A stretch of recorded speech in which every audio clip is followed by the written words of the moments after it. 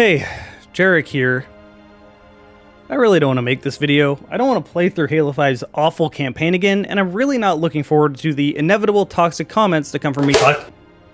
He doesn't want to play. The inevitable toxic comments that come from me talking about Halo 5's multiplayer, because Halo fans just can't have a regular civil conversation. It always devolves into arguments and insults. If you guys follow me on Twitter, you would have seen that even just playing Halo 5 was a bit of a process. It's like the universe wanted to stop me from making this video. The last time I used my Xbox One was back when I made a video of Black on July 4th of 2019, so it's been over 2 years since I've used it. I have moved since then, so my Xbox One was sitting at the very bottom of my closet. I had no reason to use it. So I pulled my Xbox One out of the deepest parts of my closet, found a place on my desk to put it, plugged it in, and whoops, that was my roommate's. Hold on, let me go find mine. All right, I plugged that one in.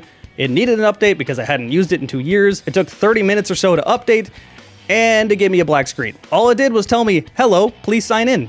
And I couldn't do anything. Nothing I did worked. For a little bit, I thought my Xbox One was just bricked.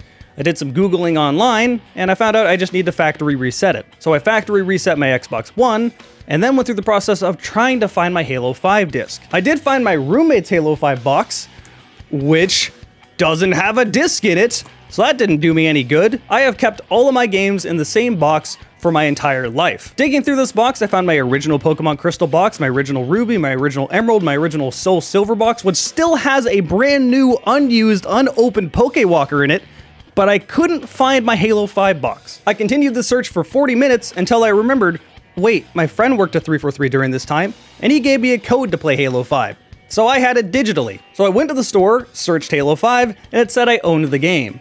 The reason I didn't initially see it was because when I did a factory reset, it deleted all my games. So I started downloading Halo 5 and it was a 100 gigabyte download. Like I said, the universe just didn't want me to make this video. But it's the last Halo I need to cover, so I'm gonna make this video, damn it. Okay, before I completely tear into this game, I do have some positives I want to say about it because not everything is bad. The main thing I remember really liking from Halo 5 are the weapons. They sound awesome, the recoil is nice, the animations are very well done, and they have a nice effect on target. The next thing I can say is that I did really enjoy the multiplayer, but that's going to be its own section in this video, so stay tuned, I will talk about it. And that brings me to the graphics. The graphics actually do look quite good in Halo 5. They didn't skimp out on the artistic quality for sure. I found myself frequently just staring off into skyboxes in these big open areas, or maybe just looking at some really highly detailed rocks. With that said, this did come with a little bit of a downside. This game stayed at 60 FPS, and it scaled the resolution to stay at 60 FPS. It also did a lot of other things to make sure that frame rate never dropped. The result is that enemies at a distance look like Doom sprites, and anytime something serious is going on, there's horrible jaggies everywhere. While yes, this doesn't look good, I can palate it, because I would much rather have 60 FPS in a first-person shooter than the game looking really nice but with having terrible frame rates. We moved away from the 360 to go to the Xbox One. I expect this to be 60 FPS. But here's where I really start having problems, because while graphically, yes, it looks nice, the art style is awful. Like I said in my Halo 4 video and touched on in my Halo Infinite video, 343 felt the need to change the art style for everything for I don't know what purpose. We had an entire franchise with established enemies and weapons and an established art style, and 343 just undid all of it. Spartan armor looks more like Power Rangers than it does Halo. It also looks like it's made entirely of plastic instead of metal. The weapons are very hit or miss. I actually like most of the Promethean weapons, mostly because we didn't have any preconceived notion as to what they should look like beforehand, and they are pretty cool just kind of floating together. The Covenant weapons are more hit or miss. I mostly don't have complaints about them, but oh boy, these UNSC weapons are all over the place. I actually love the design of both the pistol and the assault rifle. The pistol looks like a small version of the CE Magnum, and it also feels like one. It feels like a pocket DMR, and that's great. The assault rifle is by far the best assault rifle we've ever had in Halo. It actually acts like an assault rifle. This doesn't invalidate your precision weapons, but it does give you a viable option at medium range. Also, in my opinion, this is the best looking assault rifle we've gotten in the whole franchise. The battle rifle looks a little bit funky, although I can't say I hate it, I just don't like it. The DMR looks ugly as hell, and what the hell did they do to the rocket launcher? Why did we go backwards here? Why did we go from an awesome futuristic looking rocket launcher to basically what we have now with a side-loading magazine? Wait a minute. Oh, you son of a bitch. But by far the most egregious and annoying changes they made were to the Covenant themselves. Grunts look ugly as hell compared to the way they used to. Jackals now suddenly turn into turtles instead of these dinosaur bird things. And the thing that annoys me the most is how they changed elites. Elites used to be these slender, agile, yet strong warriors. But the changes 343 made to them made them more hunchback and overall just look uglier. I know that part's subjective, but it gets worse than that. This changed their body language entirely. They suddenly don't seem so agile anymore. They walk more like brutes than they do elites. Thank God they got rid of this in Halo Infinite. In fact, we can use Infinite as a good example here. Look how this elite is moving in Halo 5. These elites look clumsy. Now look how this elite is moving in Halo Infinite. This is way more in line with how the elites initially were in Halo 1, 2, and 3. Next, we'll talk about the story. Oh my god. Halo 5's story is a complete mess. From the very opening cutscene, I didn't like the tone. I'm pretty sure the way they wanted me to react to this is to like freak out and go, oh look, Spartans being badasses, this is so cool. But instead my reaction to this is, one, why the hell am I not doing this in game? Why am I not playing the game? And two, this is so cringy. Like, this is like someone's fanfic of like, look how badass Spartans are, look how cool they are. I'm like, no, it's just dumb. Compare this to the way Halo Infinite opened the game, where Master Chief's literally getting the shit kicked out of him. It's like, look at all this cool stuff that you will just never do in game. It's almost like this is what 343 wanted Halo 5 to be. This tone does not fit Halo. This tone fits Power Rangers. On top of that, this game commits the sin of expecting you to know characters with no introduction. The only way you will know whoever the hell this whole squad is if you read the books. And it gets worse if you read the books, because there's so many plot points that it just throws out in the books and makes new ones, which were then completely forgotten when we moved to Halo Infinite. Like, seriously, who is Osiris' team? The only person here people will recognize is Buck, but he suddenly went from being an ODST to a Spartan, so it gives you more questions than answers. And this gets even worse when you're playing as Master Chief. Who the hell is Blue Team? They had no part of any game before, you had to read the books. The only introduction this game gives you to Blue Team comes way later in the game, with Osiris' team talking about Blue Team. I understand the Master Chief disobeying orders to find Cortana, but why the rest of Blue Team? They didn't know her. The members of Blue Team grew up together in the Spartan 2 program. They've registered more operations than any other fire team in the UNSC. They're family. Exactly. That's it! That's all you have to go off of. Not that any of it would really help. The writing in this game is pretty poor. Even Master Chief doesn't really act like himself. Chief, Dr. Halsey sent us. We're here to help you. How the hell are you here? To make things even worse, the trailer's hyping Halo 5 up. We're talking about hunting Master Chief, or being on Master Chief's side and hunting Locke. This is supposed to be a Spartan versus Spartan conflict. All hail the conquering hero. The one who was supposed to save us all. But now I must save us. From you. None of this happens in the game. In all reality, Master Chief is hunting Cortana, whereas Locke is trying to get to Master Chief. And those missions where you're playing as Locke do nothing to the story. And that's vast majority of the game. You play as Master Chief for 3 missions. One of my viewers on Twitch went out of their way to see how long you played as Master Chief compared to Locke. The game is pretty short, keep in mind. 3.5 of those hours you're playing as Locke.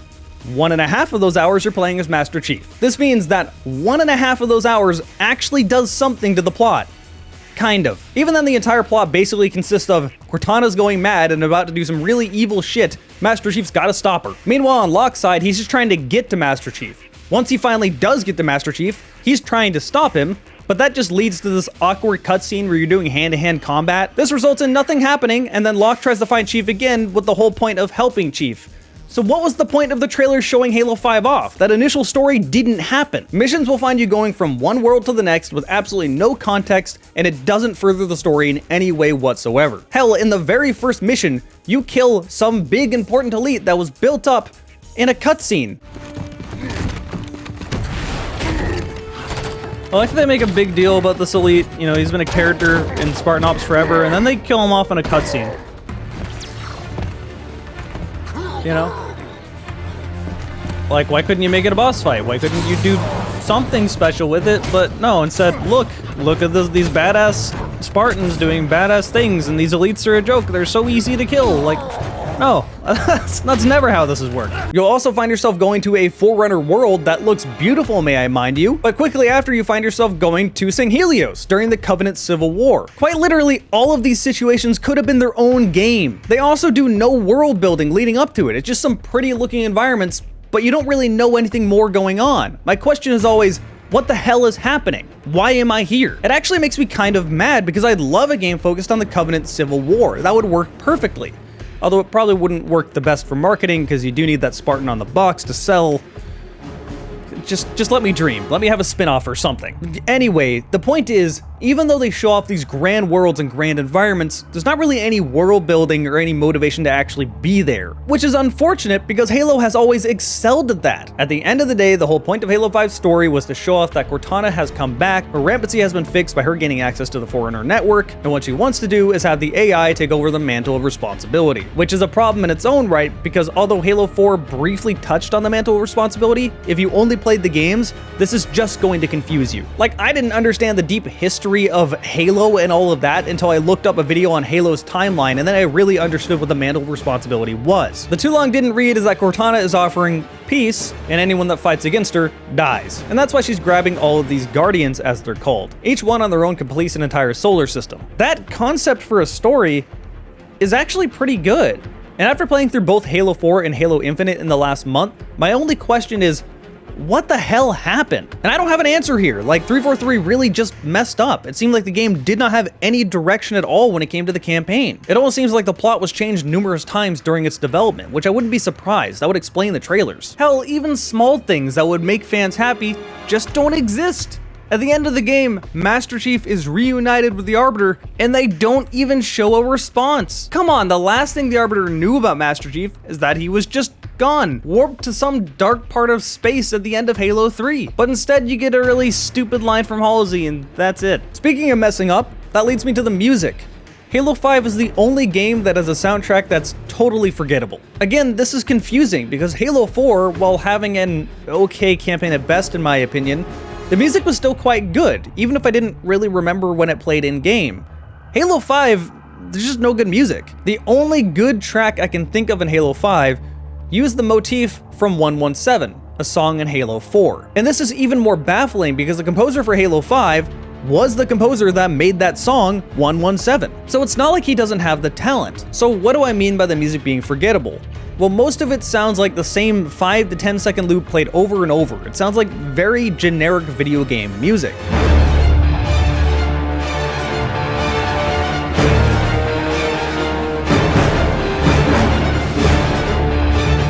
The only good track in the game plays at the main menu.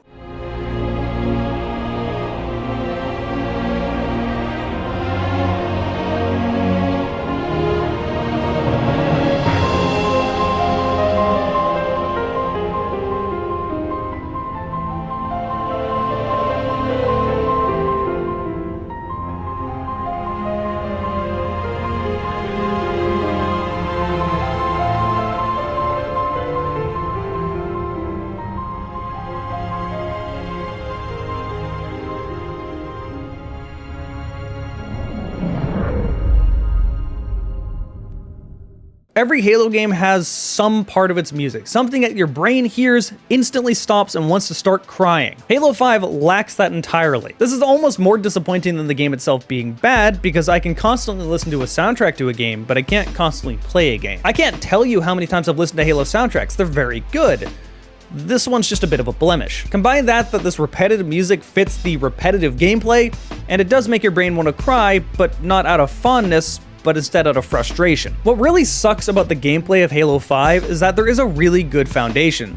The guns and movement actually feel great. Your ability to sprint, slide, jump, boost, ground pound, all of these things should lead to a deeper game. Unfortunately, none of the levels are really made to be able to take advantage of this. You can play this game without using these abilities once and it would change nothing. And that's unfortunate because this does give you quite a bit of advanced movement. Here's one of the few spaces where you can actually use it. See, if I want to reach to the other side, I can't reach there by jumping, but instead I can jump, start my ground pound, and then boost to it. If you play multiplayer, there are plenty of places to do stuff like this, but none of the campaign. They clearly were not designed with this in mind. What's really frustrating is that some of these levels are still kind of fun. The levels that were the most fun in this game were the ones that had a little bit of verticality to them. Say the first Master Chief level on that ship, or the levels on St. Helios. However, when your peak is just kind of fun, that doesn't bode well for the game. Most of the time, you're going to be doing one of three things. You're going to be in an escape sequence, you're going to have to destroy a certain amount of objectives, usually 4 or 5, or you're going to be doing tower defense, the most boring of them all. Oh, but there's a fourth thing you might be doing.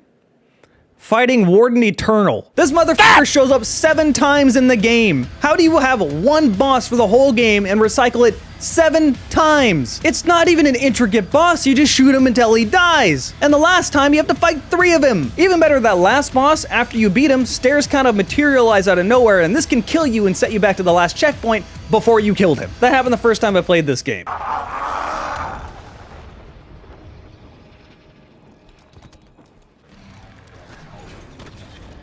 What? Is that it? What killed me? Are you kidding me? The most frustrating thing about Warden Eternal is the fact that Cortana in a cutscene just wisp him away. He's just gone. Why didn't you do that the 7 times I had to fight him? Warden Eternal is the best example I can come up with for this entire game. It feels like filler and it just keeps going and going. The last 2 levels are the most egregious when it comes to this. The second to last level sees you fighting on the same corridors, fighting the same Prometheans over and over. It just doesn't end. Until it does, then you have a cutscene with Cortana, which feels like the final cutscene of the game, and then another entire level happens where you're playing as Locke. It feels like the game finished 40 minutes ago. And on this level, you have to destroy 5 things, one of which is stuck behind a barrier, which confused me. You can't walk through this barrier, and in every other Halo game, you had to shoot the thing on the backside of the barrier to destroy it. As it turns out here, you can just shoot through the damn barrier.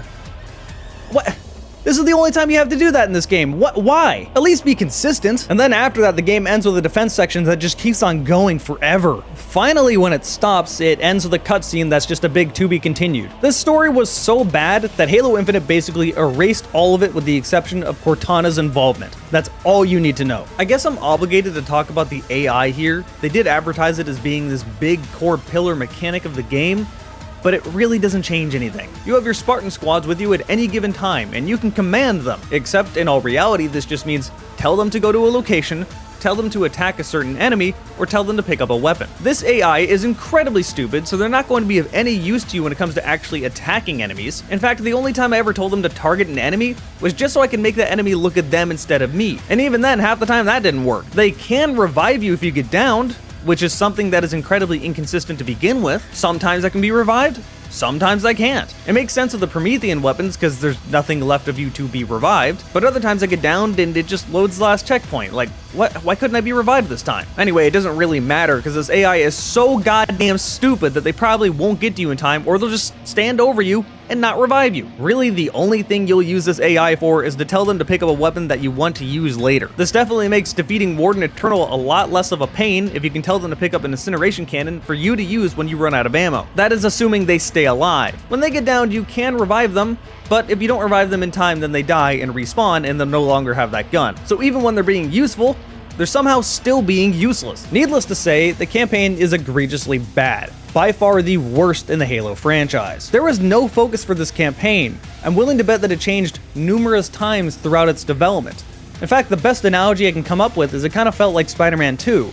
There's so much going on that everything suffered for it. And that's in stark contrast to Halo 5's multiplayer, because Halo 5's multiplayer had a very clear focus. They learned from Halo 4's mistakes. The problem was, the focus was a little too intense. When Halo 5 first launched, there was only competitive game modes. The goofy stuff that casuals knew, Infection, Team Action Stack, Grip Ball, none of that was there. It didn't even have Forge on launch either. Now, I'm more of a competitive player, although I do appreciate the casual playlist as well, so I wasn't really too hurt by this. I was addicted to what they did with Slayer, and I was very happy. And eventually we did get those modes. Not only did we get those modes, but I would argue those modes were improved from what they used to be. Take Infection, for example. Infection previously used to be very simple. One person has a sword, he infects someone, they get a sword, it continues until only one person is left, the other team has shotguns. There you go. In Halo 5, though, they changed it pretty drastically, but not so much to where it didn't feel like Infection anymore. Scattered throughout the map were regular weapons. This left people scrambling to different parts of the map instead of just finding the one really good place to hold out and then camping there. Infection feels really different when you have the ability to pick up a light rifle or an SMG or just anything, or even the CE Magnum. Again, this alone solved the problem of everyone camping in one spot, the best spot to camp, and having the Infection have a really hard time. But on top of that, Forge eventually came out, and I would easily say has the best Forge we had ever seen in Halo. Halo 5's Forge was so in-depth that every single Infection map was made specifically for Infection. This really did feel like its own game mode, and that could be said for virtually everything that got added. This includes Team Action Sack. Maybe you'd play Snowball, where everyone only had plasmas, and that was the only way to kill them. Stickies only. Is it? Oh. Oh my goodness. Throw all the grenade. Oh. Eh. I have no grenades. I got you. You killed yourself. No, I stuck you. Maybe you'd play Husky Raid, which was just capture the flag Fiesta, but with one lane. Oh, they're walking up now. Yeah. Grenades, please. I got this, jerk. Rush. Oh, Maybe you'd play Minotaur, which is a maze with moving walls, and the infected have mechs. Like, Halo 5 had such an awesome custom game setup, I really can't rant about it enough. There was so much fun in this game. Hell, I even really liked the paintball style mode. Health was reduced to feel more like Halo Combat Evolved levels in this mode, and your entire team had 1 life per round. But rounds were so quick it never felt like you were sitting there waiting to play. The maps were also 3-lane based, and since it was based off rounds, people would generally get into the same habits and then you would exploit them and they would never adapt. Like, it was just really fun. And then we get to the more regular Slayer variants and the more normal competitive modes, which is where I spent most of my time. And this is really where I think Halo 5 shined. They removed all of the nonsense we saw in Halo 4. There's no custom loadouts, there's no equipment, there's no Spartan abilities. Everything was centralized to everyone having the same thing. I shouldn't say there were no Spartan abilities, but everyone had the same ones. And this is usually where people start arguing. I have to say something right away. There's a lot of people that argue against Halo 5 yelling that 343 killed Halo that haven't even played Halo 5. And there are clear red flags for who these people are. Now, I don't necessarily fault them for not playing Halo 5. I mean, the Xbox One didn't do very good. Halo 5 was only on the Xbox One, and that's not incentive enough to buy an Xbox One, even if you love Halo. Combine that with its campaign actually being awful, and why would you think anything else? Hell, I don't even want that thing on my desk. After I get done making this video, I'll probably put it under my desk in the corner of shame. I mean, that doesn't look good. It just looks like a big, ugly VCR on my desk. I don't necessarily use my 360 very much, but it looks good. And I have good memories about it. I don't really have fun memories about my Xbox One. Anyway, as I was saying, people generally come up with the same argument if they've never played Halo 5 or only played the multiplayer for a few hours. That argument is, this game plays like Call of Duty now. There's ADS and sprint. This game sucks. 343 killed Halo. I get so tired of hearing this. For starters, while there is an animation to aim, this is not ADS. You still get descoped. And while you can aim with every weapon in the game, including automatics, that doesn't make them outperform precision weapons. The closest you get to that is the assault rifle, which caused its own argument. Again, this did not outperform precision weapons at range. It was the jack-of-all-trades, master-of-none weapon. It was pretty damn good at close to medium range, but still the battle rifle was going to beat it, so was the DMR, so was the pistol at range. This was until they did a weapon balancing update where they gave it headshot damage and did buff it a little too much, so keep that in mind. However, if you listen to people talking about that patch, they act like the game was ruined and unplayable, which is, I just don't agree with it, that's just exaggerating. Anyway, the ADS thing in my mind is a complete non-issue, and people only complain about it if they haven't played it. The next one is Sprint, which is a lot more nuanced. If you haven't played Halo 5, I would completely understand why you would immediately look at Sprint and go, why? However, Halo 5 balanced in Sprint compared to Halo Reach and Halo 4. If you are sprinting, your shields will not recharge. Not only does your shields not recharge, but it resets the timer for it to recharge, which you can see above your shields. Effectively, this means you are going to be put on your back foot if you try to just turn and run away. On top of that, you can't start sprinting if you're getting shot. To me, these were reasonable changes, and I saw no problem with sprint once they added them in. In fact, movement in Infinite affects combat way more than the movement in Halo 5. While yes, sprinting is a little slower in Halo Infinite, the general walk speed is much faster, especially strafe speed. This drastically affects face-up gunfights. The only real argument against sprint that I see pop up that actually does make a bit of sense is that since you can move so much faster, the maps had to be made bigger. With that said, I feel that this is totally overblown. Take the Midship remake, for example. I still think the Midship remake in Halo 5 is really good. In fact, and this might be heresy to say, but I actually prefer the Halo 5 versions over Halo 2 and 3 versions. Now, when I'm defending Sprint, this isn't to say Sprint is an awesome thing and Halo needs Sprint. I could take it or leave it. I'm totally indifferent with it existing. I'm just so tired of people taking small things in Halo 5 and blowing them out of proportion and saying the whole game is garbage. And again, a lot of the time it's really obvious when these people haven't played Halo 5 or only played it for a few hours. Believe it or not, these people are far from the majority. They're just very loud and it gets very tiring. Most people saw it for what it was, a vast improvement over Halo 4 and the best multiplayer we had seen since Halo 3. Everyone spawned with the same thing. Weapons were finally balanced. Automatics were finally useful, but not overpowered, just very useful within their respective ranges. I was also fine with that. I will die on the hill that Halo 5 is and feels like a proper Halo game when it comes to the multiplayer. The problem it has is that it doesn't look like a Halo game. And that is really important. This is why we've seen so many people praising Infinite and claiming that Halo 2 and 3 is back, when in all reality, Halo Infinite really doesn't feel like Halo 2 or 3, it just looks like Halo 2 or 3. The reality is that Halo Infinite is an evolution of Halo 5. While Infinite definitely has more of the soul of Halo 2 and 3 than Halo 5 does, Halo 5 still feels like Halo more to me than Halo Infinite does. This is not me saying Halo Infinite is bad, by the way. If you watched my review, you know I absolutely love Infinite, and I think that's a good direction for Halo to go. But Halo 5, despite the way it looks, is definitely a Halo game. And I really hate how I have to be so defensive about a game that I absolutely love.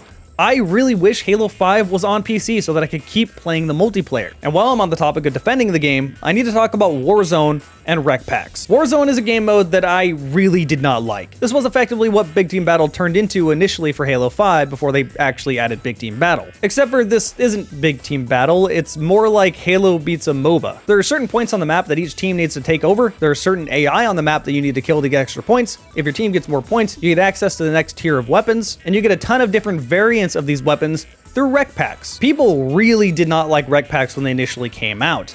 Personally, I didn't care, like they didn't bother me. Well, yes, it's kind of annoying to have your cosmetics limited to random loot drops, but the game gave you so many REQ Packs just for playing the game that I never felt like I needed to buy anything. And most importantly to me, as someone that didn't give a shit about Warzone and didn't want to play it, all these REQ Packs were really doing was putting more money into development. The money from these REQ Packs either went into tournament pot bonuses, or they went to the development team to make more content. At the time, it was still common practice to just have DLC go buy more maps or whatever. So as someone that doesn't really care about cosmetics very much, and had no interest in playing Warzone, and had no interest in buying REQ Packs, to me, it was just giving me a bunch of free content. I can understand not liking it and all that stuff, but so many people exaggerated how much of a problem they were and claimed that they ruined the entire game, when in all reality they affected Warzone and cosmetics and had literally no impact on the other game except for giving us new content. But I do actually have one thing I really want to complain about when it comes to Halo 5. That's the aim. Controller aim in this game feels awful.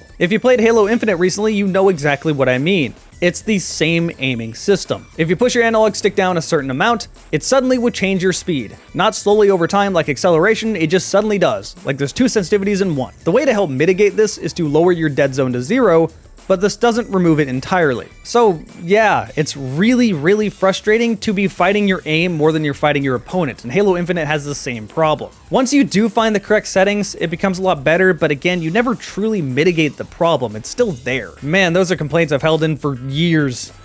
I think now that I finally got them out, let's go to the conclusion. Halo 5 is a very weird game. Its single player clearly lacked any sort of focus and is easily the worst in the franchise, while its multiplayer had a very clear goal from day one, and the result is a very polished experience that I adore. Is Halo 5 worth playing for you? Well, this ultimately depends. Do you only care about the campaign? Then God no. But if you like multiplayer at all in any way, Halo 5 is 100% worth playing. I think that about sums everything up. I want to give a big thanks to everyone that joined me over on Twitch while I suffered to play through this game. My Twitch is twitch.tv/Jerrick4GamingDragon. If you subscribe, you do get to see my videos ahead of time. I also want to give a big thanks to my sponsor, Extra. Check that link down below in the video information. And of course, a big thanks goes to you for watching this video.